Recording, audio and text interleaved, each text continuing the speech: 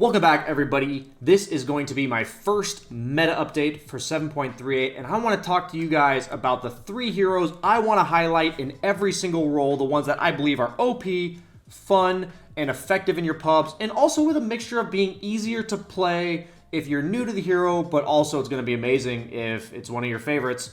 There's plenty of heroes that are OP, plenty to talk about. I'm sure I'm omitting some of your favorites, but these are the ones I am most excited about, and I believe you can be too in 7.38. Now let's go ahead and get started. So we're going to start in the 5 position, and at number 1 is Jakiro. This hero got some serious love in 7.38. They made it so that he has access to both Liquid Frost and Liquid Fire, but they share a cooldown. Now, Liquid Frost, clearly better in the laning phase for the extra damage. Liquid Fire, on the other hand, clearly better for taking towers. Now you don't have to choose at the beginning of the game which one you're good at. You get both. And on top of that, they gave a new facet that gives you an activatable Ice Path. First off, the Ice Path lasts longer. Then you have a sub ability that lets you activate the Ice Path again, and whoever's on top of it gets mini stunned and takes at max level 225 extra damage. Ice Path went from a 50 damage nuke to when maxed out 275 damage with an extra half-second stun.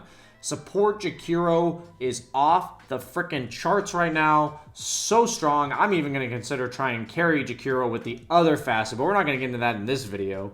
So check it out, guys. People are going for generally like 201 in lane or 102 even, and then they're going back for maxed Ice Path because it is just that good. Second up, in the 5 position role, we've got Warlock. He was already getting picked a bunch at the end of 7.37 in competitive Dota coming into the meta. They even gave him a 3 base damage buff in this new patch.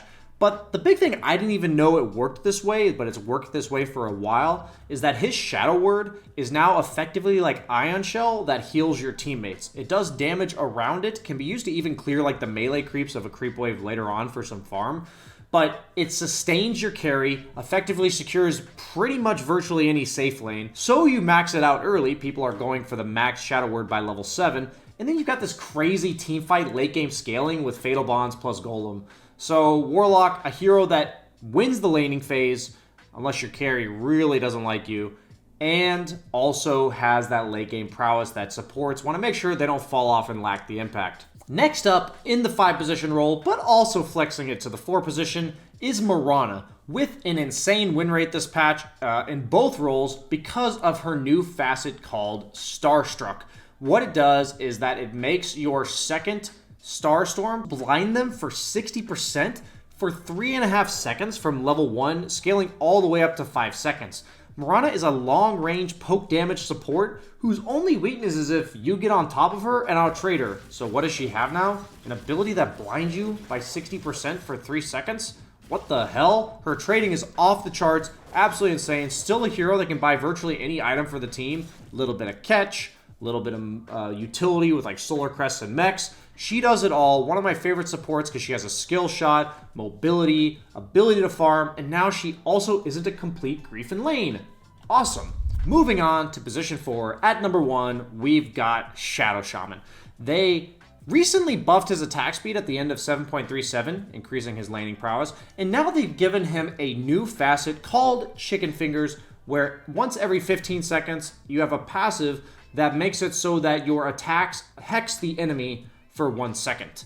So basically, Shadow Shaman is one of the best disablers in the game, has a way to clear waves to get farm as a support, and he also has a way to take objectives as a support with his ultimate. So what is his only weakness really, generally across all Dota games, is the fact that he doesn't have a strong laning presence. But since they gave him that 10 attack speed, and now they gave him this extra trading spell that's free, and you just get an extra click in every 15 seconds, and he has pretty high base damage, Shadow Shaman's laning phase is just off the charts. You're still going pretty much the same items. The Mana Boots, the Glimmers, the Ether Lens, the Blink Dagger for catch. But the Ags has been reworked, and I'm not 100% sure how good it is, at least in competitive. But in pubs, it's probably some good memes. You do a bunch of damage with your shackles. You can use it on teammates to be like an AoE nuke continuously. And check it out for yourselves. Definitely looks fun. But Shadow Shaman with the Chicken Fingers facet creme de la creme. In the second position, in 4 position, I'm going for Muerta. I love the changes that they gave her. Initially, I thought they were nerfs, but she's getting picked a lot in competitive, and I'm seeing why. So first and foremost, they made it so that your Ags is no longer these crazy parting shot thing, but instead it buffs the dead shot damage that you have by 125.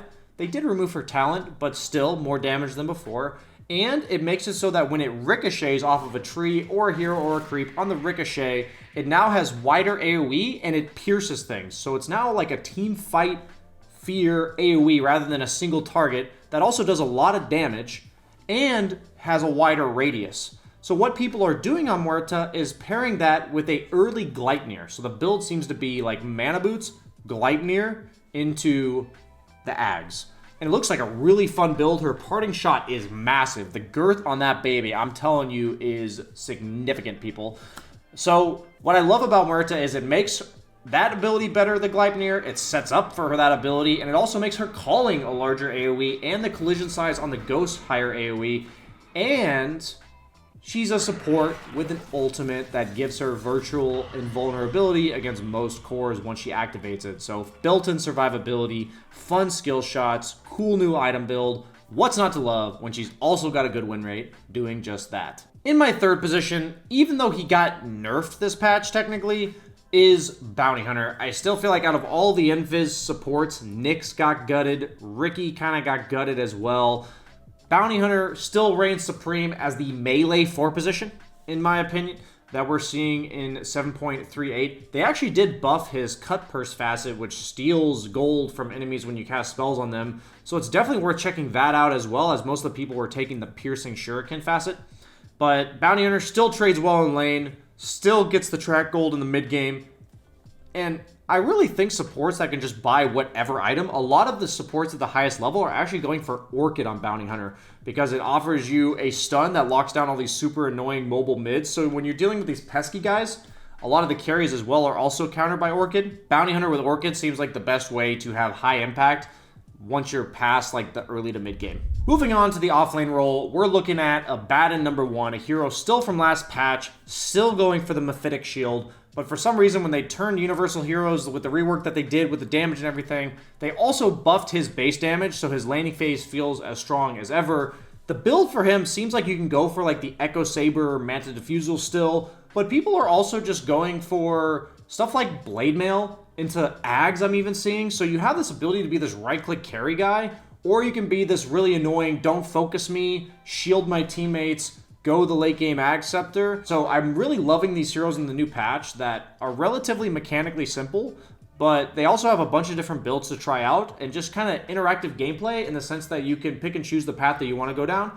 And when they have strong lanes, reliable ways to get out of it, what's not to love? Next up in the offlane role, we've got Tidehunter, who received an activatable ability on Kraken Shell that lasts for 4 seconds that doubles its impact. So now all of a sudden, the hero that potentially you could focus before he gets Ravage off just has double the passive that was protecting him before, which in the early to mid game will block almost 100% of your damage.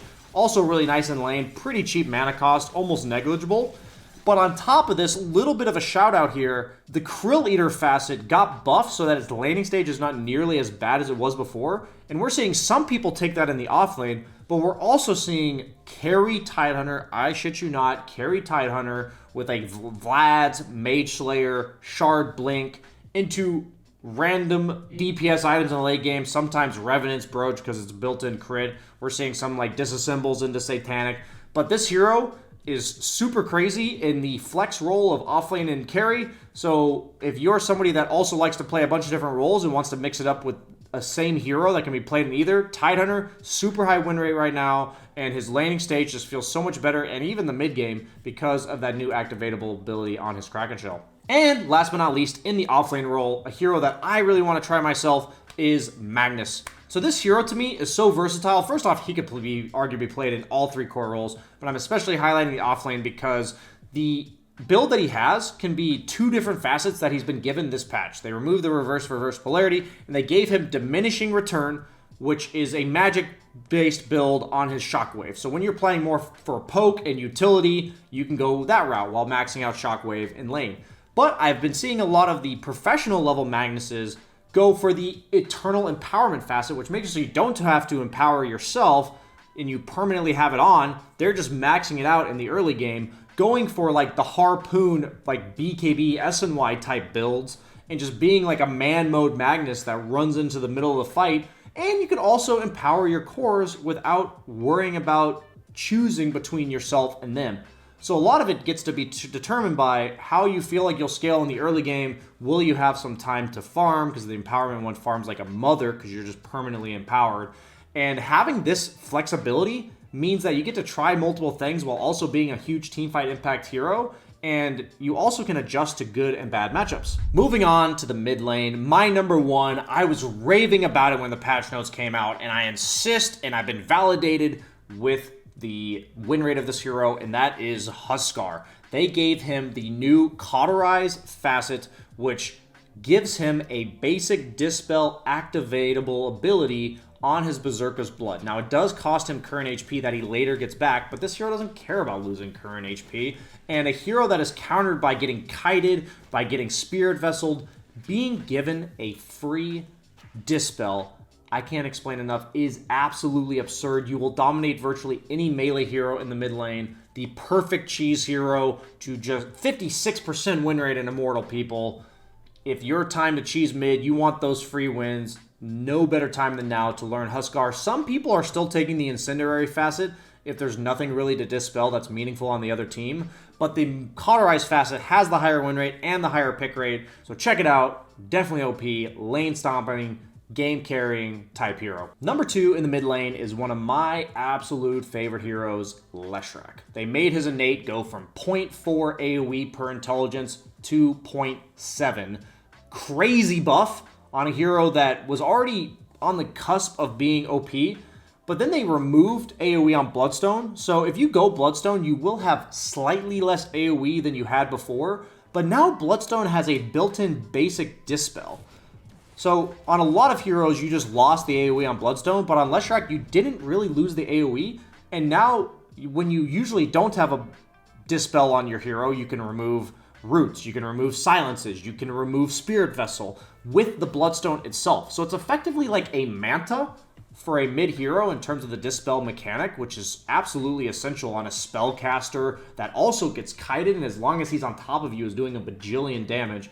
So you have the Bloodstone build, and there's also people that are just going Mana Boots, Kaya into Atos, Blink, Gleipnir, because the Gleipnir is now what gives you AoE. So there's like this catch build that is all about the damage aggression, and there's also the classic sustain man mode lifesteal Leshrac that is basically better than before because you're trading a little bit of AoE for a basic Dispel super early on in the game. So the hero super high win rate, always taking the damage facet, not the one that kills towers. So make sure you take that because that's how people are playing. We don't really care about taking the mid lane tower by virtue of Diabolic Edict. We're all about the damage and getting up in people's faces. And last but not least in the mid lane is Earthshaker. I wanted to include a melee hero. Ember Spirit is also way up there, but I wanted to include Earthshaker because he feels like the best playmaking mid right now. He was also good last patch, and he's good for all the same reasons. Just the Blink, the Ags, the Octarine, even seeing some like Kaya Sanjas and Kaya Yashas, depending on how much you're snowballing.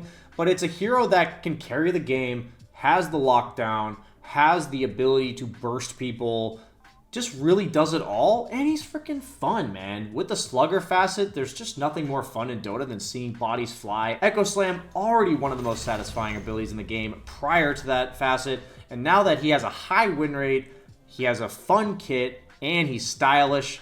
Come on, guys. I'm not even going to sales pitch this any longer. Moving on to my favorite role, of course, is the carry role. Number one, absolute chef's kiss, is Lifestealer. Not only one of the best heroes of the patch, but also my best hero, one of my favorite heroes. They did nerf his movement speed slightly, but they basically just put him back to the Rage hero and gave him two new facets. The one that people are predominantly taking is the Flesh Feast, which effectively just gives him more HP permanently when he gets kills over the course of the game. So it's just almost strictly a buff on the hero, and he was already on the verge of greatness last patch. And they gave him Gore Storm, which I would like to experiment with because it offers like scaling damage on your Infest. It gives you a little early game gank potential, while also with you when you buy the Ags, you will do extra damage when you come out of the Infest.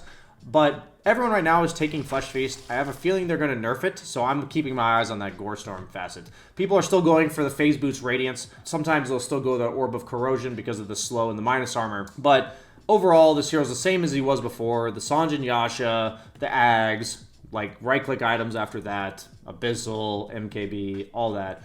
But super strong laning phase, at least a reliable laning phase. And now he just gets free shit from the new facets. And we love free shit when we're playing carry. Next up, a hero that I was raving about when the patch came out, and absolutely showing to be the case in competitive as well as in the pub win rate, is Tiny in the carry role with the insurmountable facet. They basically just made him better when he's not comboing people. Like if you're not blink comboing Tiny, his abilities just do more damage. So Tiny, on the verge of greatness last patch as well, but he was just better in the mid lane with the crash landing.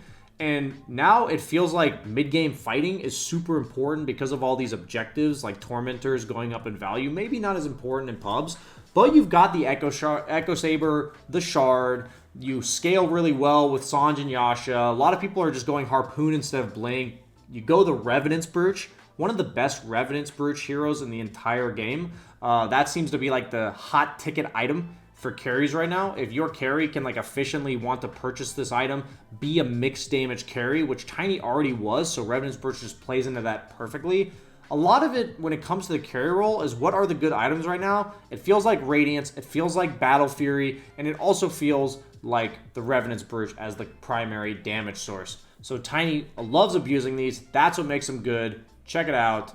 Silver Edge as well if you're dealing with some tanky boys that you can't really man fight against. The hero's got a reliable laning phase, farms pretty decently early game, comes online in the mid game, and farm speed skyrockets at 15 minutes in. And lastly, in the carry role, actually my favorite changes in 7.38 hero-wise, that's going to be Marci. They gave her 3 new facets, 2 of which have been super popular, giving her flex potential to be played as support with the pick-me-up facet. But I'm here talking about carry with the Fleeting Fury facet, which makes it so that when she has her ult leveled, when she uses Rebound, she gets 3 attacks equivalent to her ulti, like a volley of 3 attacks. And if she uses it during her ulti, it extends her ulti by 3 seconds. You can ult, then go into Rebound, extend your ult by 3 seconds, and during your ulti, you will have another Rebound. So you can turn your 16-second ulti into a 22-second ulti. And she's going for the treads, Battle Fury. She doesn't mind the Revenant's Brooch as well. So Basher, standard carry Marci that we've seen in the past, the SNYs, the BKBs, maybe a late game blink to make sure you lock on your targets. But Marci, strictly buffed in a fun way, allows her to play without her ultimate on. And you can also like threaten people once you get level 6 in lane without actually having to commit your ultimate, which is huge. You can even do a lot of damage to towers just by rebounding into the creep wave, hitting the tower 3 times.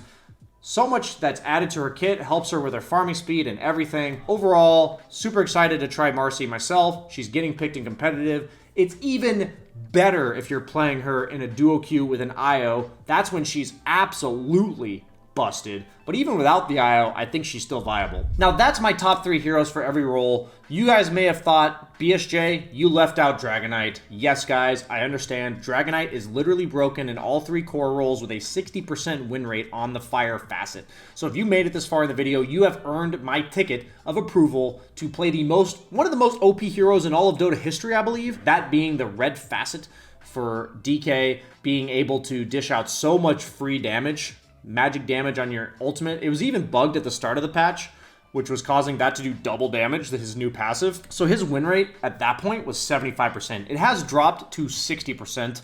Oh no, it's only 60%. But check him out if you guys want some free MMR for now. I'm sure it's going to be gutted in the next few days. But that's it for me, guys. We'll be keeping you updated on all types of meta updates with 7.38. We'll be doing a little bit of we'll be doing a little bit of map analysis, a little bit of new farming patterns, warding spots perhaps. Let me know in the comments what you guys are thinking, and I'll definitely do my best to cater to your most dearest wishes. Thanks for watching. Like, comment, subscribe. See you guys next time.